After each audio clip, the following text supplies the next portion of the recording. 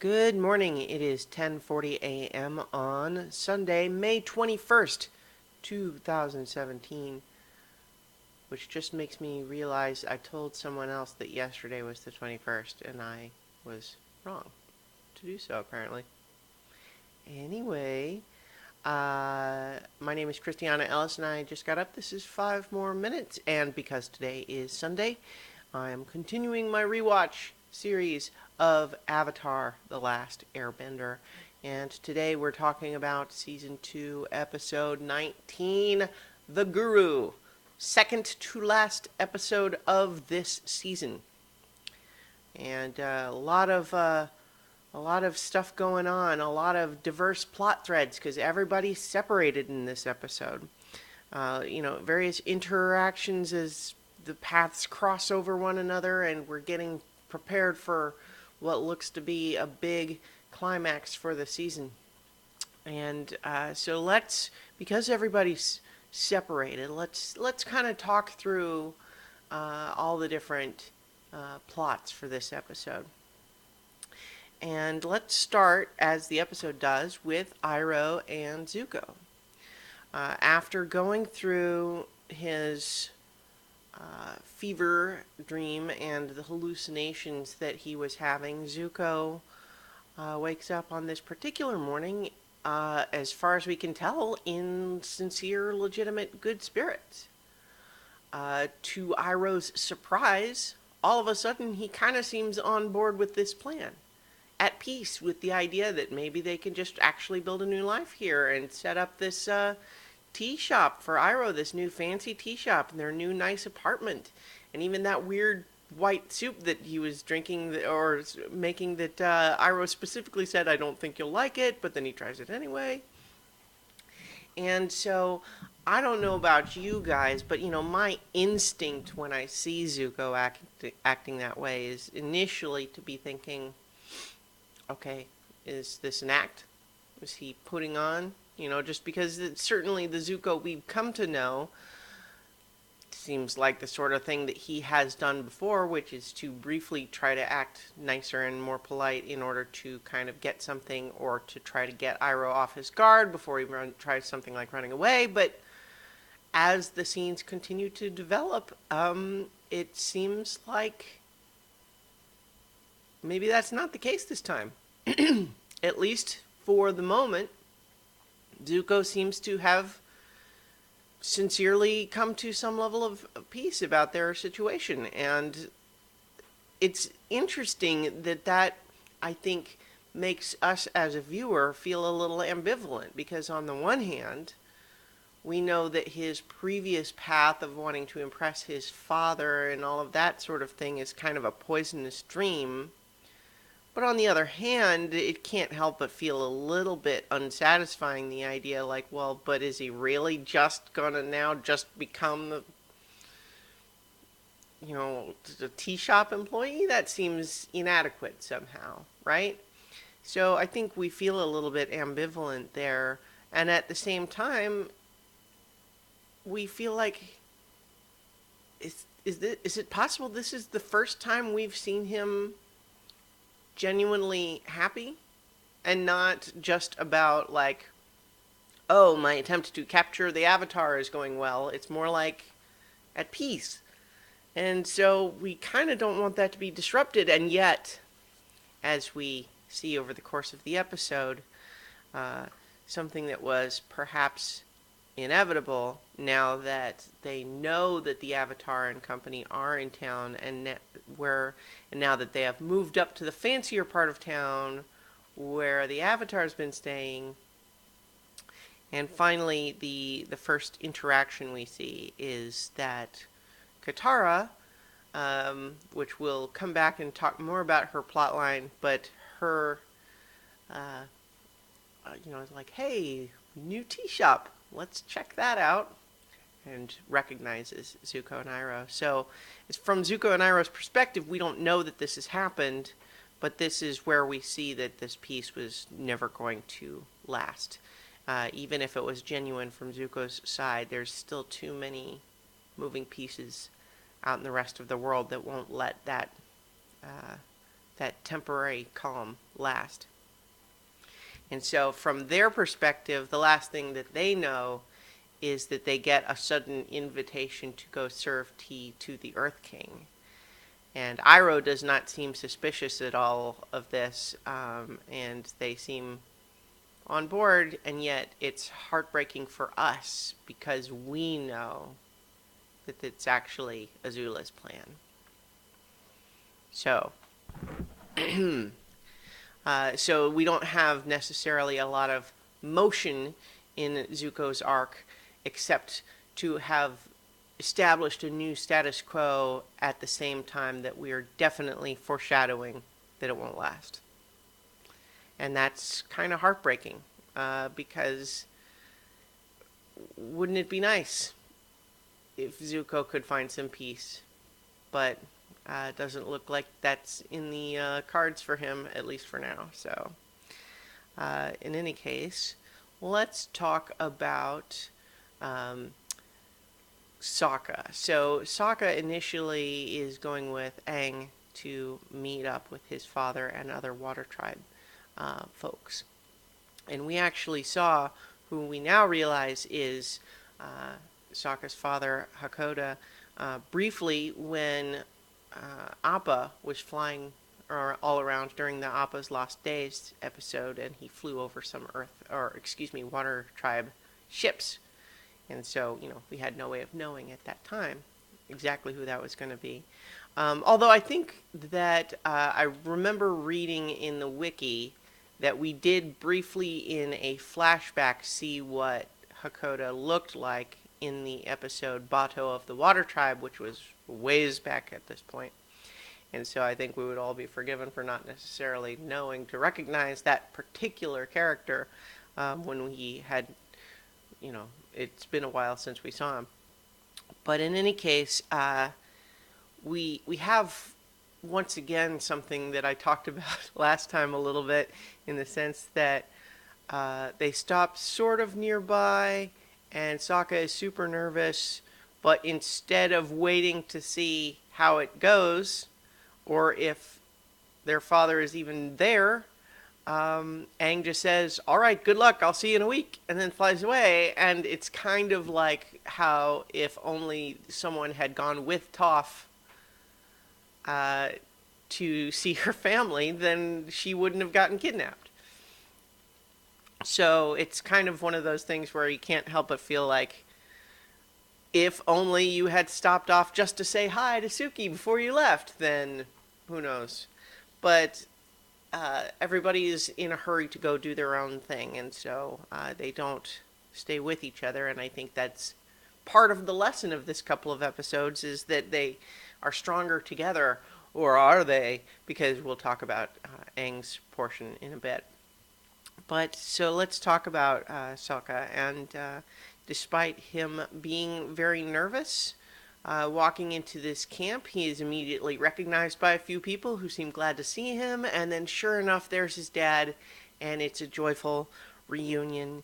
And they're very happy to see each other. And then they talk about, we get to see that where Sokka gets his inventiveness and his love of silly jokes, like the sink and stink mines for Fire Nation ships. It's a nice reunion, but we can see that, Sokka's nervousness is coming from that slight bit of ambivalence of feeling like, he loves his dad, he believes in his dad, but there was this feeling when his dad left of, why didn't he bring me with him? I'm a fighter, I can fight, why didn't I get to go with him? And then what we get the answer here, which we can understand as being a little patronizing, maybe, but Sokka was a kid, and this idea of like, well, I always knew you were good, that's why I left you, I could trust you to stay behind and protect the village, which is maybe a tiny bit patronizing, but with kind of just the unspoken father-son thing of like, you were a kid, especially in the context of saying now look at you, look how capable you are, look at everything you've done, and the implication that there's going to be a new battle now, and this time Sokka is fully considered part of that, and that's really meaningful for Sokka. Which the actual battle itself is interrupted, of course, though, with the return of Aang. But before we get to Aang, let's jump over to Katara, who Katara is basically she is the one who's kind of being the strategic go-between between the actual generals plotting this military strategy and the Earth King. And so we see her dealing with them. And there's a little bit of a scene with Momo jumping around on their map, their tactical map, which seems a little bit silly and inappropriate. And that scene feels a teensy bit off to me. Like, I don't feel like it makes sense that Katara would not be taking that more seriously. But I believe that the whole point of it is to remind us about Momo, and when Momo flies away at the end um, to basically convince us at that point, remind us about Momo and his ability to perhaps help with the situation that we find ourselves left in at the end. So I think that might be partly the case. But so what we're told is that there's now a big plan to stage a military assault on the Fire Nation on the day of the eclipse, which they're now calling the Day of the Black Sun. And so Katara is, doing her job, but also taking some time for herself, which is why she stops in at the little tea shop. And I think, certainly from her perspective, she does the absolute right thing, which is when she sees like Zuko and Iroh in a tea shop, uh-oh, that's not okay. Something's obviously wrong. Run away. So she doesn't confront them or anything. She just runs away to tell them. Although it's interesting to think about what might have happened differently if they had spoken with one another. Because certainly the last meaningful interactions Zuko and Katara had was regarding the whole necklace thing, where there was, an animosity due to being opponents and nemesis, but there was an element of recognizing in each other just that a serious person that must be treated in a serious, respectful way. But in any case, Katara definitely decides discretion is the better part of valor right here, so run away, tell the Earth King that Zuko and Iroh are hiding in the city. And it would all be great if it weren't for the fact that the Kyoshi warriors are actually Azula, Mai, and Ty Lee. And so as soon as Katara runs in trying to tell them, oh no, Zuko's in the city, she unwittingly has not only run unawares into their clutches, but also has told them where Zuko is. So now, yeah. And so because she is so taken off guard, even though she recognizes Azula at the last moment, is unable to protect herself from Ty Lee's chi blocking, and is rendered unable to defend herself and is captured by the end. But, as I mentioned, Momo flies away. So, I think that was actually the reason for Momo's little thing on the map, was just to remind us of Momo's existence and potential use as a messenger that something's wrong. Even though, obviously, we have an additional element of that when we finally come back to Aang. But in the meantime, let's talk about Azula, Mai, and Ty Lee. They have infiltrated, and for now, they are playing the part of the Kyoshi warriors to get intelligence. Although we have Azula specifically talk about the idea of the Fire Nation army has once before tried to take, a couple of times before, has tried to take Ba Sing Se by sheer force from outside. both in the original siege that Iroh was a part of and that his son was killed during, but then also during the drill attack. But now she's saying, well, what about from the inside? And she gets told by the Earth King, oh yeah, Long Feng, my trusted advisor, ruler of the Dai Li, these secretive super spy people, betrayed me. And they're thinking, oh really? Maybe this is someone we need to talk to. And so she concocts this plan to let the Dai Li believe that they have spied on and overheard slips from May and Ty Lee. And we see that that's actually all, a secret, but it works. And so then when the Dai Li bring Azula to Long Feng, she's pretending that this was not her plan all along. But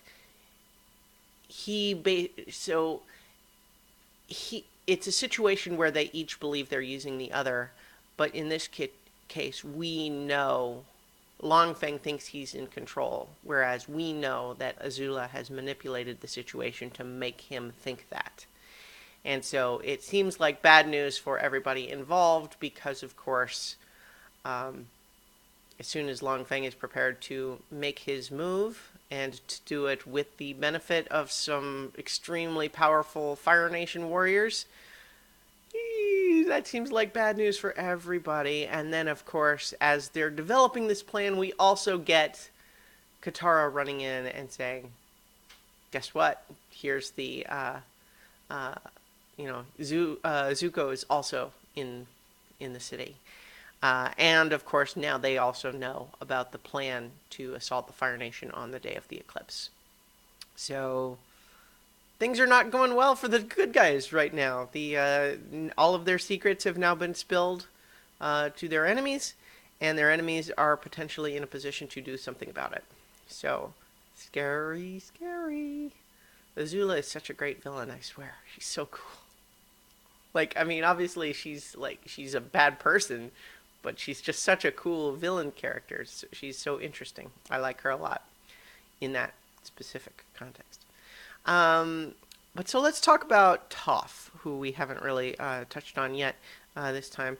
We last saw her trapped into a metal box by her captors, the people hired by her parents to bring her home. The leader of the pit fighting ring and her former earthbending teacher, who both had an interest in, had been somewhat humiliated by her and now are being paid to bring her home. And, as we have seen several times over the course of the season, they have kind of it's pretty far from a buddy cop type of relationship because they really can't stand each other except that they have common interests at the moment. And so there's some discussion about Toph trying to trick them into letting her out. Oh, I need to go to the bathroom and that sort of thing. So that doesn't initially work. And so it seems kind of hopeless. And they explicitly say, no matter how good an earthbender you are, you can't bend metal. But we know Toph is no ordinary earthbender. She's not even just a really good earthbender. There's something special about her.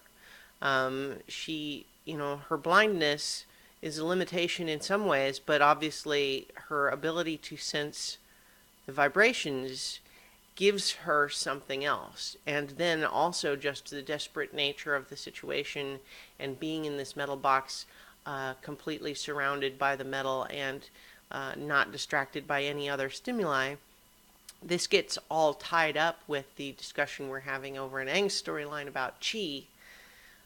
But it's a really exciting development that Toph is able eventually to sense these remaining bits of earth that are distributed throughout the metal.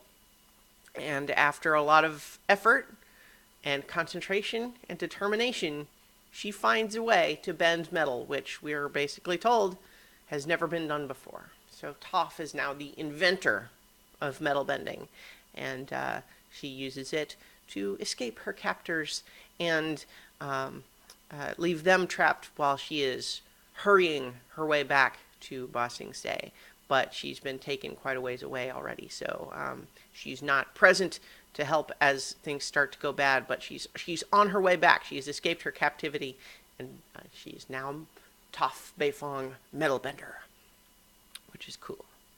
So, with all of those covered, let's talk about Aang.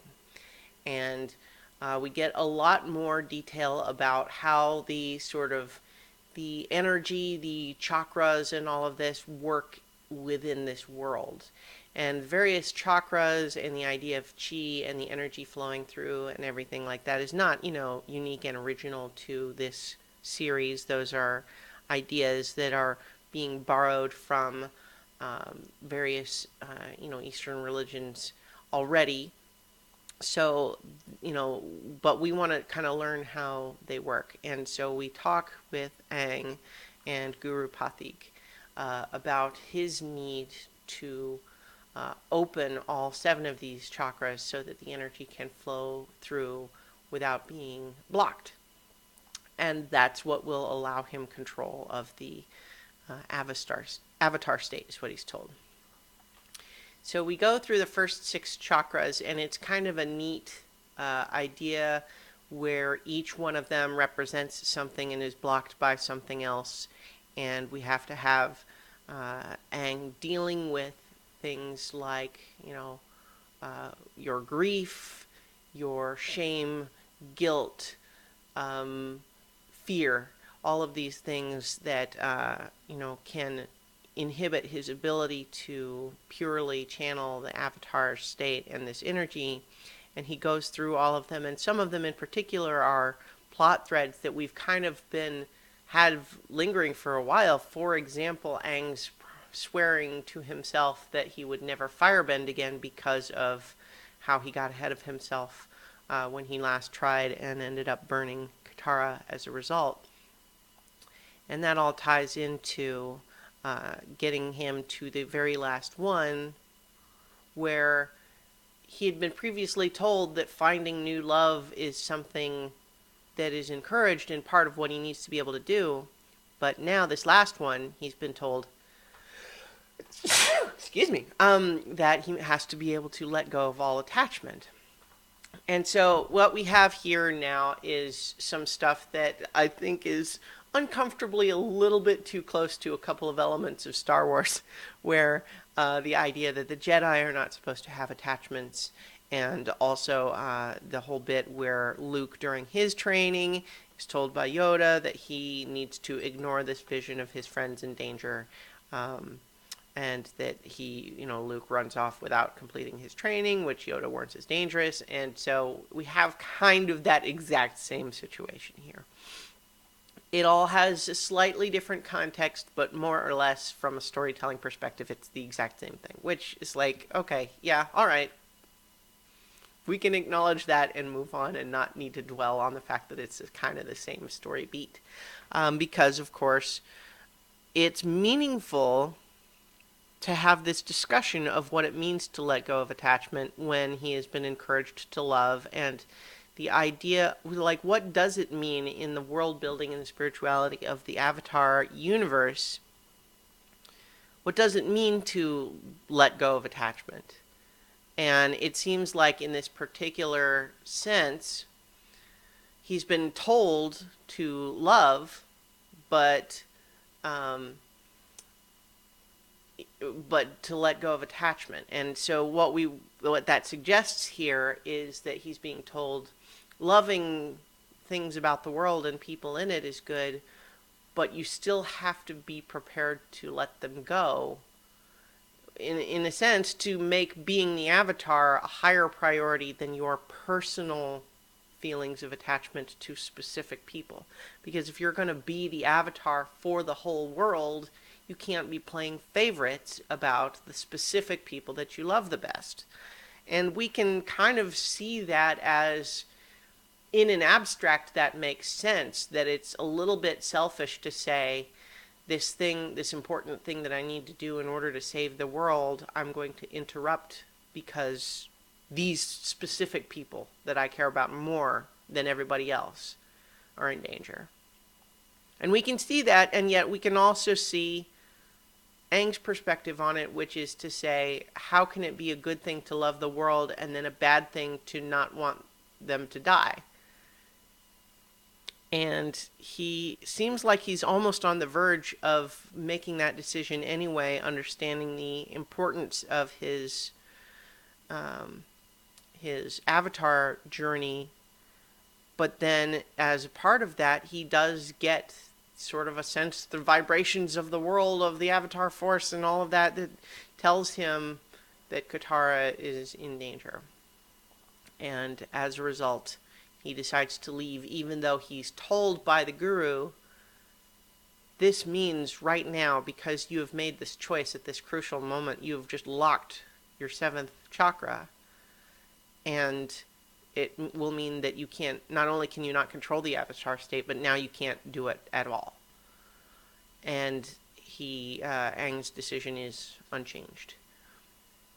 And so we can, we're basically in the same boat as we are in Empire Strikes Back, which is to say that we want Aang to go rescue Katara, but we also recognize the guru's wisdom, and so can't help but feel like this does seem like it's maybe bad, and yet we are with Aang in terms of we don't want him to ignore his other characters. And also, so it just comes back to this idea of, like, are the characters stronger together or apart? We see so much evidence that they are stronger together, and yet we're being told now that Aang as the Avatar is supposed to be different. So it's a real question that is going to be something that the rest of the series deals with in an ongoing way, which is to just say, is Aang wrong? I don't know. We'll have to see. But he certainly made his decision, and so we see him retrieve Sokka on his way back, but returning to Ba Sing Se as all of the pieces start clicking into place for the season 2 finale. So that does it for this week. Next week on Sunday, I will be in Baltimore for the Balticon Science Fiction Convention, which is super fun, and I think I will still plan to go ahead and do the season 2 finale at the normally scheduled time, even though I will be doing it from Baltimore. So thank you, everybody, and I will talk to you again tomorrow for 5 more minutes.